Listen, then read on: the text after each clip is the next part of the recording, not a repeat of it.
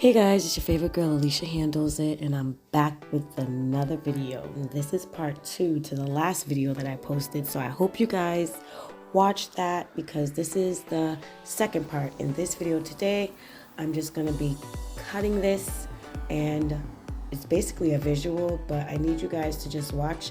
This is how I learned in school how to do this. We usually cut wet when we're doing a haircut. So if you have any questions, please leave them in the comment section below and I'll be sure to handle it for you. But it's been a lot of controversy about when I cut wet. So go off in the comment section and let's see how this turns out. I hope you guys like it. Make sure you subscribe and join the squad, and I'll love on you over here. My name is Alicia Handles It, in case it's your first time on my channel. And what I do here is unboxings, tutorials, reviews, how-tos, anything that has to do with beauty. You're in the right place. If you're willing to learn something, just hit that subscribe button and join the squad. And like I said, I will love on you over here. So I hope you guys really watched the last video to see how I sectioned the unit, which this is how you would section a real person's head. So guys, you really have to section the hair properly, so go back and watch that video. Now the first line that you cut on any hairstyle should always be your guideline, and that guideline will guide you throughout the whole haircut. And that's why it's good to pull small pieces to make sure that everything adds up and evens up to your guideline.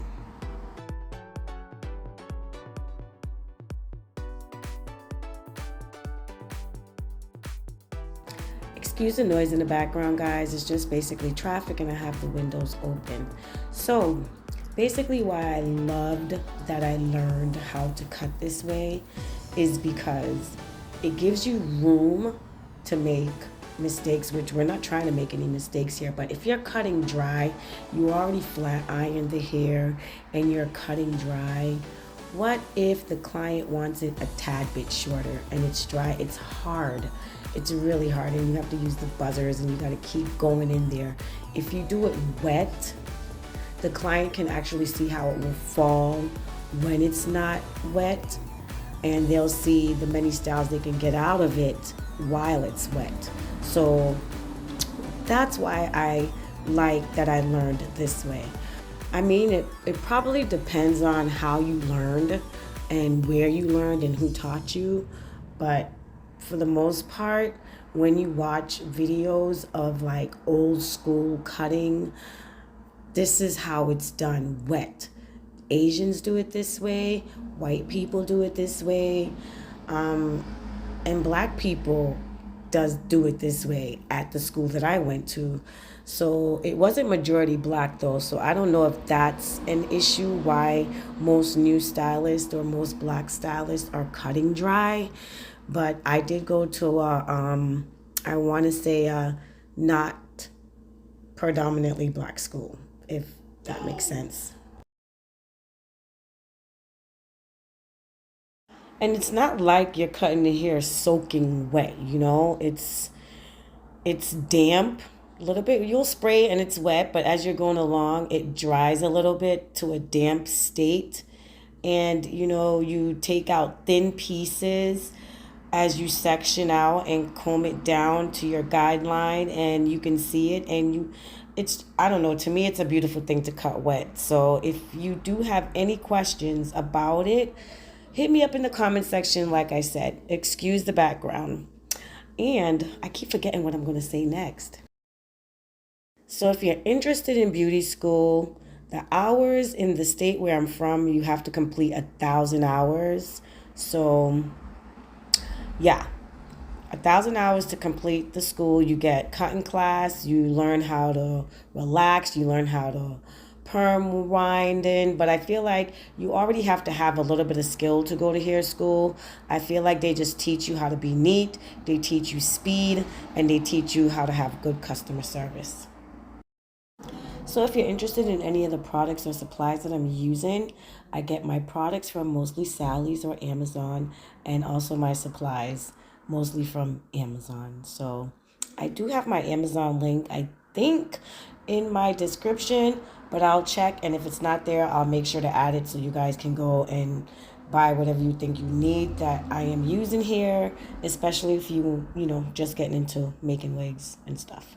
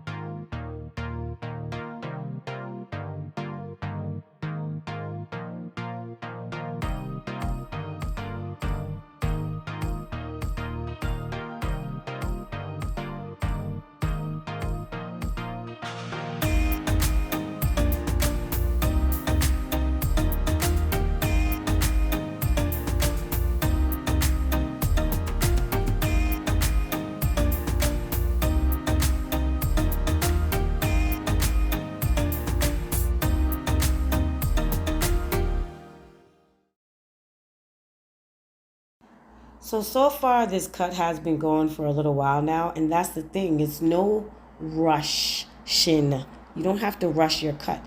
Take your time, go against the hair while you're cutting, and just take your time and take small sections because it's a cut. People pay up to $1,000 or more for a haircut, so they should get their money's worth. The thing is about brown and black salons, I feel like we don't charge as much as we should for cutting because cutting is very expensive in other salons. Very expensive. And not everyone can cut. Not everyone that I went to hair school with graduated knowing how to cut, graduated knowing how to cut. So, I mean, if you have a salon, if you're looking to get one, owning one, if you want to do hair, I feel like you should upcharge for your cuts, especially if you can cut very well because not everyone can, and in other salons, they're charging top dollar for it.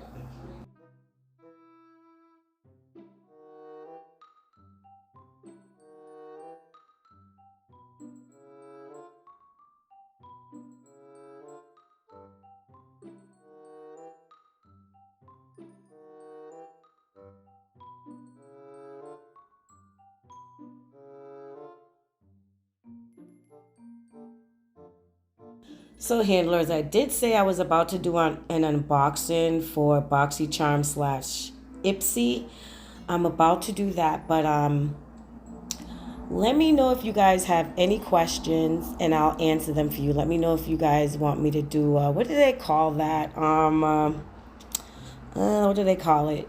But basically, you guys ask me any question and I answer them for you guys. Yeah, I'll do something like that while I'm doing the unboxing. So if you have any question, just leave it in the comment section. And while I'm doing the unboxing for the BoxyCharm, I will answer them in that video.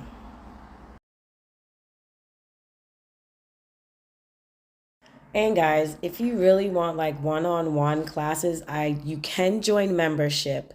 And you can hire me to come and teach you how to do, a basic blunt cut or a buzzed cut or a layered shortcut.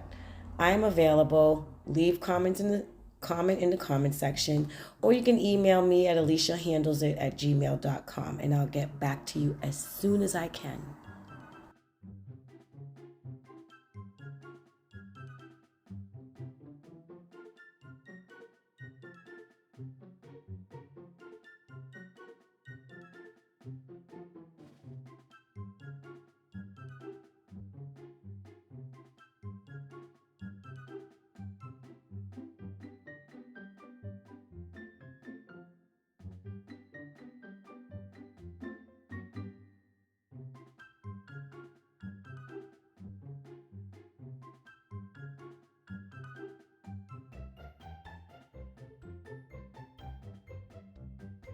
And you all should grab you these mannequins. Do not use the styrofoam mannequins to do anything on, guys.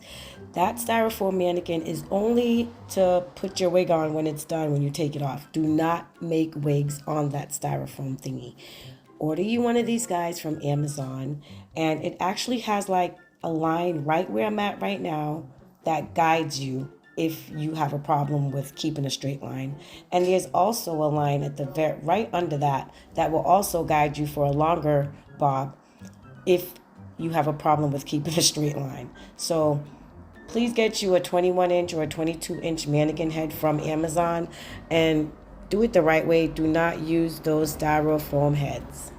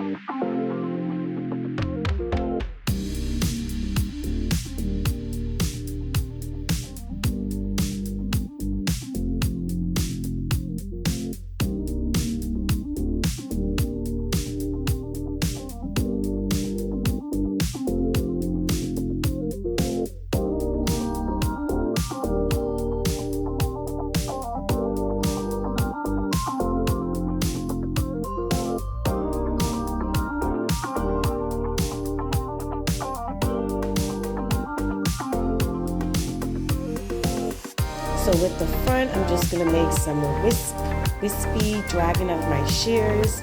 You don't want everything blunt, and it depends on the customer's style. And because if I was gonna cut this shorter, trust me, everything would be blunt. But at the same time, I still gotta say that I would still put some wisp in the front, give it a little, softness and a little edge. So yeah.